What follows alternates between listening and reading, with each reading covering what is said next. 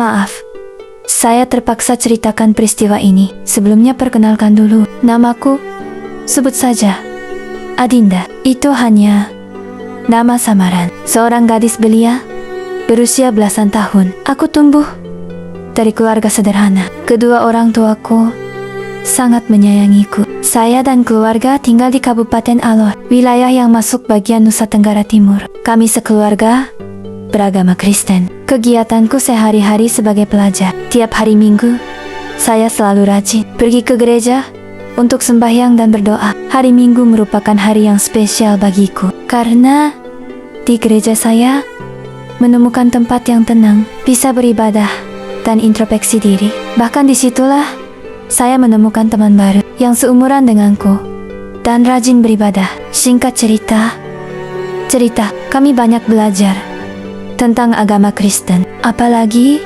dibimbing oleh seorang calon pendeta. Dia seorang pria yang religius. Bahkan tidak hanya itu saja, dia pendeta yang alim, bahkan sangat sopan. Terlebih kepada para gadis belia, sangat mengayomi dan membimbing. Bagiku, dia bukan hanya sekedar pendeta, melainkan seperti orang tuaku sendiri. Tiap minggu kami sebagai gadis belia tetap selalu rajin pergi ke gereja. Pak Pendeta mengajari kami tentang agama Kristen hingga membuat kami akrab dengan dirinya. Namun dari keakraban itu muncul keanehan. Tingkah laku Pak Pendeta tidak seperti biasanya. Aku pun tak luput dipeluk olehnya, bahkan diraba-raba. Peristiwa ini terjadi sekitar tahun 2021. Tak disangka keakraban ini menjadi bencana bagiku. Di saat kondisi gereja sudah mulai sepi, beberapa teman seumuranku, sebagian ada yang pulang dari gereja. Namun tidak bagiku, karena Pak Pendeta tidak mengizinkan aku pulang, karena ada pelajaran agama yang lebih penting bagiku. Obrolan demi obrolan Pak Pendeta di sampingku, sambil merayuku dan berbicara tentang surga. Tidak hanya itu, dia merayuku jika aku menuruti kemauannya, aku akan diberi sebuah beasiswa sekolah gratis. Namun kenyataannya di balik itu semua ada syarat yang harus saya turuti. Aku pun merasa curiga dan takut. Adinda, kamu bisa dapat beasiswa dariku jika kamu mau menuruti nasihatku, tanya Pak Pendeta di depanku. Nasihat apa itu ya, Pak Pendeta? Saya pun tanya kembali ke dia. Kamu bisa dapat beasiswa sekolah gratis asalkan kamu mau berhubungan badan denganku, jawab Pak Pendeta dengan iming-iming rayuan. Aku pun tidak paham apa yang dikatakan Pak Pendeta. Karena usiaku masih belasan tahun, aku hanya bisa diam dan pasrah. Kondisi gereja semakin sepi, hanya tinggal aku dan Pak Pendeta dalam satu ruangan gereja. Pak Pendeta pun mulai mengunci pintu gereja. Namun secara tiba-tiba tubuhku dipeluk, lalu diangkat tali pangku olehnya. Tubuhku diciumi serta pakaianku dilucuti. Aku pun tidak bisa melawan dia karena tubuhku masih kecil, tidak kuat berontak. Saat itulah aksi Pak Pendeta sangat bejat. Di dalam gereja itulah kegadisanku hilang olehnya. Pak Pendeta merasa menikmati tubuhku yang masih gadis ini. Aku pun menangis, tidak kuat melawan. Saat itulah masa depanku hancur seketika.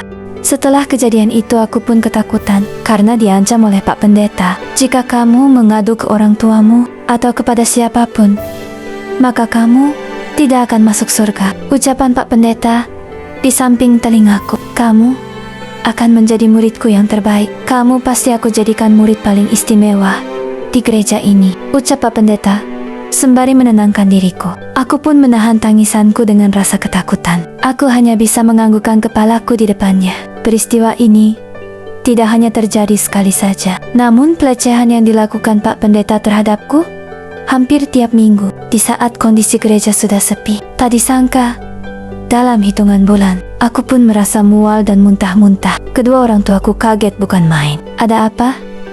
Dan apa yang terjadi padamu, anakku? Tanya kedua orang tuaku dengan perasaan bingung. Beberapa hari ini, perutku merasa mual, Mama. Seketika, mamaku memegang perutku. Dia merasa kaget dengan ukuran perutku semakin membesar mirip wanita hamil. Aku pun diajak mama pergi ke dokter memeriksa perutku yang semakin membesar ini. Alhasil, mamaku syok berat. Hasil dari pemeriksaan dokter bahwa aku sedang hamil. Seketika mamaku nangis dan menjerit. Apa-apaan ini anakku? Siapa yang menghamili kamu? Ayo tolong, katakan dengan siapa kamu berhubungan badan? Tanya mamaku sambil menangis di depanku. Lalu aku jawab, jika aku bisa hamil, karenanya melakukannya adalah Pak Pendeta. Saat itu pula aku ceritakan semuanya peristiwa ini. Jika perlakuan Pak Pendeta sangat kejam padaku. Akhirnya, kedua orang tuaku melaporkan peristiwa ini. Kami pun datang ke kantor kepolisian untuk melapor. Pihak kepolisian merespon dengan cepat kejadian ini.